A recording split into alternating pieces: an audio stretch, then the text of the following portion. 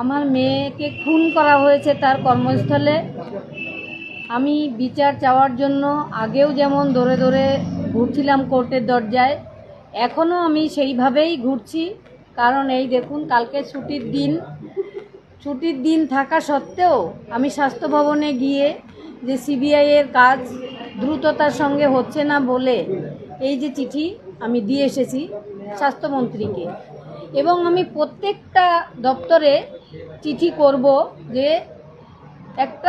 একমাত্র মেয়ে আমার চলে গেছে, আমার ঘরটা শূন্য হয়ে গেছে। সেই যন্ত্রণা থেকে আমি একজন মা হিসাবে যত তাড়াতাড়ি সম্ভব এই বিচারটা চাই।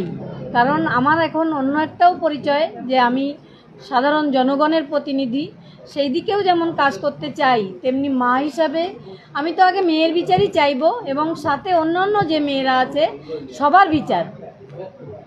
আর স্বাস্থ্য দপ্তরের মাথায় যে ঘুণ ধরা ব্যবস্থা আমরা সেই 24 সালে 9 আগস্ট দেখেছিলাম, আমার মেয়ের খুনের পরে স্বাস্থ্য ব্যবস্থার যে দুর্নীতি বেরিয়ে এসেছিল, সেই দুর্নীতিগুলোকে যদি মাথায় বসিয়ে রাখা হয় তাহলে প্রত্যেকটা মেডিকেল কলেজের যে দুর্নীতি চলছে সেটা কখনো তাড়াতাড়ি নির্মূল হবে না।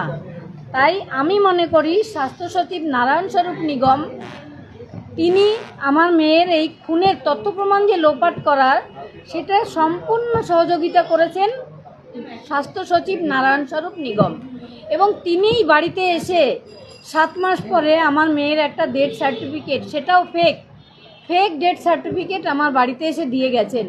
তো এরকম মানে স্বাস্থ্য দপ্তরের মাথায় যারা বসে রয়েছে এই দুর্নীতিগ্রস্ত, তাদের না সরালে আমরা স্বাস্থ্য দপ্তরের দুর্নীতি উপড়াতে পারবো না।